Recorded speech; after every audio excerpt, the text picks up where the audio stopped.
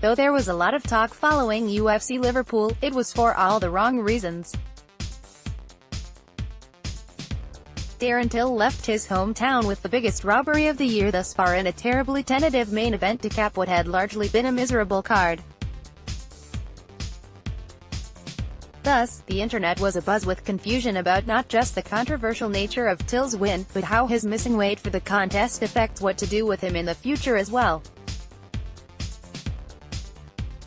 Aside from that, there wasn't a lot that was notable, but that doesn't mean we aren't going over it. Elias Theodorou defeated Trevor Smith via unanimous decision. There was no good reason for Theodorou to lose this fight. As the superior athlete with better strikes from range, all he had to do was play keep away from Smith, much like he did against Sam Alvey. Theodorou failed in that endeavor, and won anyway. His activity level was far greater than Smith's, allowing the Canadian to walk away with a W despite fading in the final round. Credit to Theodorou for maintaining a decent offensive output in the final round despite his lack of energy. That has cost him in the past. See Thiago Santos, so it's plausible that he could be turning the corner. Maybe he's ready to beat ranked opposition at this point. Then again, he still hasn't shown the ability to finish off or control his opponents for lengthy periods of time. That doesn't bode well for him climbing the ladder. Smith has received numerous opportunities to be more than just a mid-tier gatekeeper, failing every time the opportunity comes. This was no exception. Like Theodorou, he lacks finishing skills. Unlike Theodorou, Smith has almost no consistent offense from the outside. Given his wrestling isn't dominant enough for him to win consistently, he's never going to be more than what he is right now. Age 37, it's likely he isn't even going to be that for much longer. Gillian Robertson defeated Molly McCann via submission at 2:05 of RD2. As an exciting striker, McCann had a nice little following going into her UFC debut. Unfortunately for her, Robertson has continued to improve and completely overwhelmed the hometown girl. Robertson, recognizing McCann's advantage on the feet, took her down and kept her down. Though unable to find the submission in the first round, Robertson was able to do so in the second. Nobody cared about Robertson upon her UFC entry, most expecting her to wash out relatively quickly. Instead, Robertson has not only proven to be better than expected, she has continued to improve. Given she is only 23 years old, that isn't a surprise. She still has some work to do on her wrestling. She basically pulled guard in the second to get the fight on the ground, and striking, but she looks like she's going to be a keeper. McCann badly needs to work on her takedown defense and her grappling. It shouldn't be much of a surprise, as the European scene is notoriously shallow on decent wrestlers, particularly in the women's division. Otherwise, she'll wash out, as she had nothing to offer Robertson when the fight hit the mat. Here's hoping she can improve, as she's a lot of fun to watch when she gets to do her thing. Carlo Pedersoli defeated Brad Scott via split decision. Pedersoli took the fight with roughly a week's notice.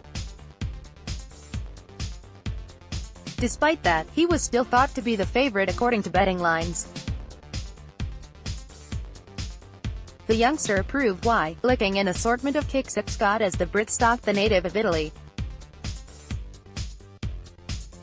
Pedersoli occasionally threw out a high-risk attack such as spinning high kick, but never connected cleanly with any of the high-reward strikes. Nonetheless, Pedersoli's activity level was higher than Scott's, proving to be the difference. Perhaps the biggest surprise of the fight was Scott's reluctance to close the distance.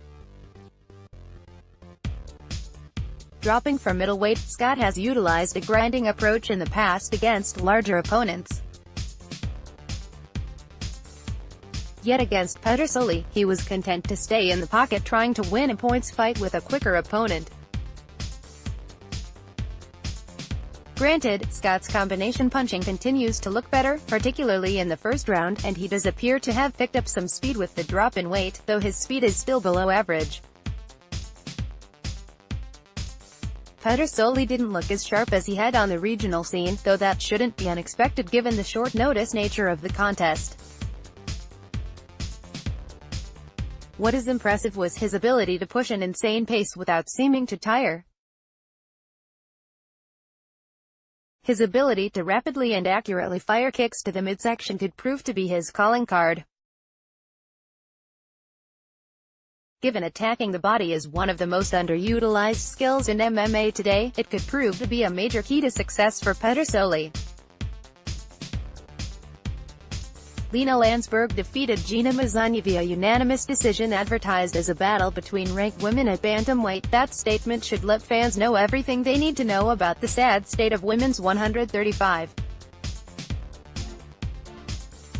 Landsberg and Mazzagni spent a majority of the fight engaged in the clinch against the fence, looking to score with knees or elbows.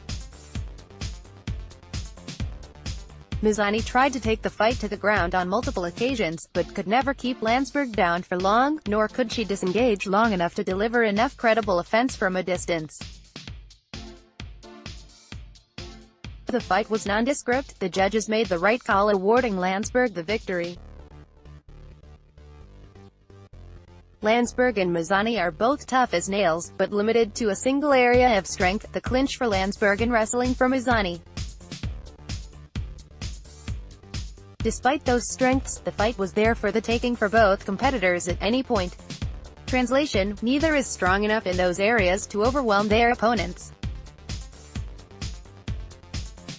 Though Landsberg took the win, Mazzagni appears to have a brighter future as she is younger and shows greater potential to expand her skill set. Despite that, she has a very long way to go if she hopes to become a contender. Tom Breeze defeated Daniel Kelly via TKO at 333 of RD1. Breeze originally entered the UFC as a monstrous welterweight. To no one's surprise, he was forced to make the move up to middleweight, this contest being his debut at his new weight class. Breeze had looked lethargic at welterweight. That wasn't the case at all here. Breeze was energetic, slick, and put a major hurting on Kelly from the beginning with his boxing. It was an uppercut that proved to be the beginning of the end for Kelly, Breeze following up with some brutal ground strikes to end the contest. Given boxing isn't thought to be Breeze's strength, his performance was very encouraging. Breeze's energy level and enthusiasm in the cage is contrary to his earlier appearances. It's clear Breeze was completely depleting himself to make 170. It isn't like he was the smaller man against Kelly. Breeze is still bigger than most middleweights on the roster. He's on his way to being a force to be reckoned with at 185.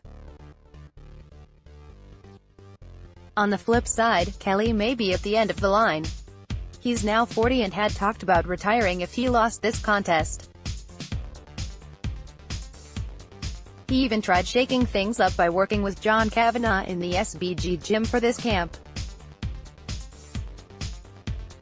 If anything, the results were worse than they had been in Kelly's previous two losses. At 40 years old, Kelly has had a long career in physical competition. Given how quickly Breeze was able to put him away, it's more than plausible his lauded durability could now be fading.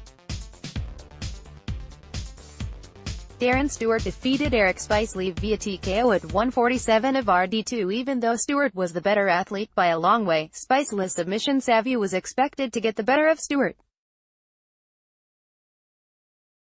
In fact, this appeared to be the best version of Spicely we've seen.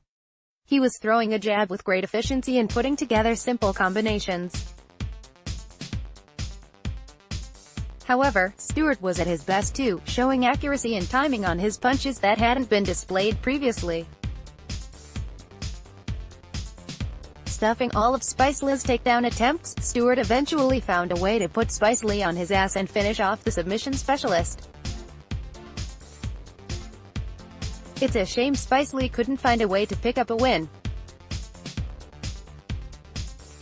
Clearly put in a lot of work into his striking, allowing him to hang with Stewart longer on the feet than anyone expected. Unfortunately for the American, Stewart put in plenty of time on his takedown defense for this camp, stuffing all of Spicely's attempts to get the fight to the ground with ease. Now with a 2-4 UFC record and 3 losses in a row, it's more than likely this is the last we've seen of Spicely in the UFC. Stewart finally did more than just swing wild hooks at his opposition. It's no coincidence that his finally learning to actually box a bit came with his first UFC victory. It's amazing what you can accomplish when you do more than just try to overwhelm your opponents with your physicality. If Stewart continues to refine his game, he could prove to be an action-fighting mainstay at middleweight. Claudio Silva defeated Nordine Taleb via submission at 4:31 of RD1. Prior to this contest, the last time Silva stepped into the octagon, the San Francisco Giants were fresh of their latest World Series win. For those of you unfamiliar with baseball, that was November 2014. Would cage rust affect him? It appeared too early as he rushed Taleb, the Frenchman countering Silva with punches and even dumping him on his ass once. Silva persevered, eventually getting the contest to the ground on his terms. Rather than get to his feet, Taleb went after Silva's leg, allowing the Brazilian to take his back and sink in an RNC. Taleb resisted as long as he could before being forced to tap. While Silva's win after such a long absence is impressive, Taleb handed him the win. A noted kickboxer, Taleb had no business willingly entangling himself on the ground with Silva. He gave the grappler exactly what he wanted. It isn't like Taleb wasn't winning the stand-up battle prior to the fight going to the ground. In fact, Taleb appeared to be as sharp as ever on the feet, landing with power. It seemed like a matter of time before Silva couldn't withstand the punishment any longer. If only Taleb had gotten back to his feet. I'm happy for Silva as the story is inspiring, but I don't like his future prospects. His striking doesn't appear to have improved in his time away. The overall level of striking in the UFC has improved in that time to the point where grapplers have rarely been able to use their striking solely to close the distance as they were in the not-so-distant past.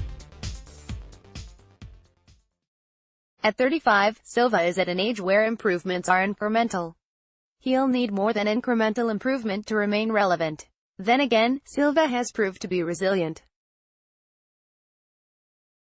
Makwan Amirkhani defeated Jason Knight via split decision. Bad blood was abound between these two before the contest as their war of words at the weigh-ins proved.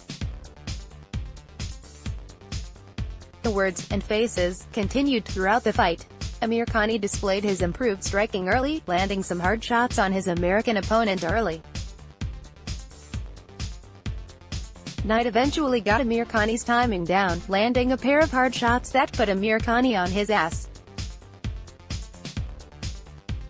Not wanting to toy with Knight in that manner any longer, Amirkhani resorted to his wrestling to win the final 2 rounds in the fight. Though the contest was close, I thought Knight's striking was more effective than Amirkhani's wrestling in the second round. Knight gave away the fight with his willingness to operate off his back. No one is questioning the effectiveness of his guard, but even an effective guard has a low success rate in terms of nabbing a submission. On the feet, Knight looked more like himself than he did against Gabriel Benitez, but still wasn't quite to the level of comfort he displayed prior to his violent loss to Ricardo Lamas. There is a possibility he may never recover the level of confidence he once displayed. That's a shame, as he looked like he could develop into a star prior to that. While Amir Khani's improvement in his striking was noticeable, it was foolish for him to try to hang with Knight on the feet. Amir Khani's strength is his wrestling. He should have been leading his attack with takedowns from the get-go. His striking defense has always been poor, illustrated perfectly by Knight flooring him twice in the first round. Amir Khani would be well served to increase his activity level on the ground too, as he's been too reliant on maintaining position. Perhaps an even bigger problem, his level of activity in general. One fight a year, his current trend, isn't enough for him to climb the ladder into contendership. He might want to work on his post-fight speech skills too. Arnold Allen defeated Mads Burnell via submission at 241 of RD3. Many expected Allen to bully Burnell, as the Danish prospect was only able to pick up his lone UFC win when he missed weight for his contest with Mike Santiago. The opening round was Arnold mixing up his punches to the head and body while Burnell was looking to score takedowns. Allen's energy level was noticeably lower at the end of the opening frame, allowing Burnell to finally secure a takedown. That was the story of the rest of the fight, Burnell getting Allen to the mat whenever Burnell wanted. Allen began focusing all of his energy on stopping those shots in the final frame, securing a front choke on Burnell as the Dane drove in for a shot. Burnell couldn't escape Burnell's vice-like grip and was forced to tap. Allen may have escaped with a win, and $50,000, but Burnell was the one who had his stock go up. His wrestling didn't look nearly this good in his win over Santiago, and his head movement was something to behold. Sure, he may want to utilize his footwork a bit more in the process, but he's showing skills that most weren't sure would translate over when he was on the regional scene. Still just 24 years old with less than 5 years professional experience, Burnell is emerging as a surprise prospect to watch at featherweight.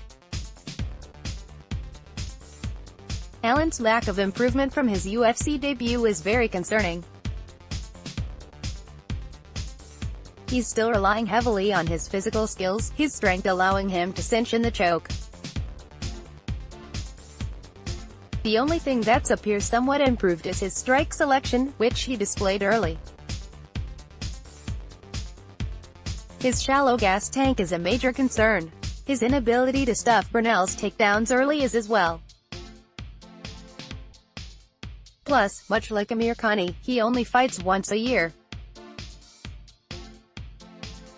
The cut to 145 appears to be taking too much out of Allen. I'd like to see him move up to lightweight. Neil Magny defeated Craig White via TKO at 432 of RD1, taking the contest on short notice. Few were giving White a chance to emerge victorious against Magny. Despite that, White took the fight right to Magny, quickly engaging in the clinch with his American opponent. Both tried to get the action to the mat unsuccessfully, working with knees and short punches. Towards the end of the opening frame, Magny scored a knee that crumpled White, Magny following with strikes on his wounded opponent to secure a win. Even though Magny looked solid here, the win does nothing to help him, as he needed to look spectacular. What a lot of people don't pay attention to is White's tendency to make fights ugly, thus making it hard for Magny to look spectacular. Magny was preparing for a completely different style opponent when Gunnar Nelson got hurt. Despite that, Magny still secured a first-round finish. Magny called out Kamaru Usman, but that seems like a long shot. Given the bad blood that has already developed between him and Jorge Masvidal, it would be stupid for the UFC to move away from that contest. White doesn't look like anything special as a prospect. Despite being relatively young at 27, White has been a pro for over 8 years now. Plus, he's not much of an athlete. In the right matchups, he can become a fun action fighter thanks to his tenacity. However, in the wrong matchups, his fights can turn into clinch wars that nobody wants to see. Here's hoping the UFC utilizes him wisely. Darren Till defeated Thompson via unanimous decision. While there were very few people picking Till to win, the consensus was that it wouldn't be a surprise should the young Brit find a way to upset the established contender, Thompson, in a breakout performance. Till got the win, but it wasn't a breakout performance. Instead, what we got was a tepid showing from both competitors, neither wanting to commit to their strikes for fear of being countered by their opponent. Thompson appeared to pick his spots with greater wisdom, but the crowd no-sold every bit of his offense while exploding at every little thing Till did. Thus, the referees were swayed by the crowd to give Till what the majority of the MMA world believed was an undeserved decision victory. Controversial scoring aside, Till's win puts the UFC in a pickle. The youngster missed weight for this fight, the second time in his last 4 fights. It's rare a fighter is able to get his weight in check as they get older, as their metabolism slows.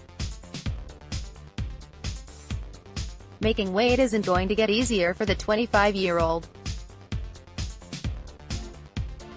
He has already talked about fighting at middleweight in the future, but he'll probably be forced up there sooner than he'd like if he misses weight one more time. Regarding the controversial scoring, many surmise Till's cage control. He was moving forward the majority of the bout was the reason he deserved the win. It has been clarified many times the last few years that cage control should only come into play if, and only if, the effective striking and grappling were even. There aren't many who believe Till was scoring the more efficient offense over the first 4 rounds.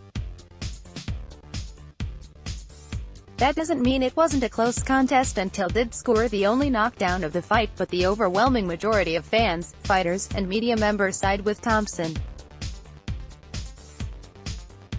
Thompson may permanently be knocked out of the title picture with this loss. There are other young welterweights making their way up the standings, and Thompson, now 35, has already had 2 cracks at the belt. Nonetheless, Thompson can still fill the valuable role of an action-fighting gatekeeper at the top.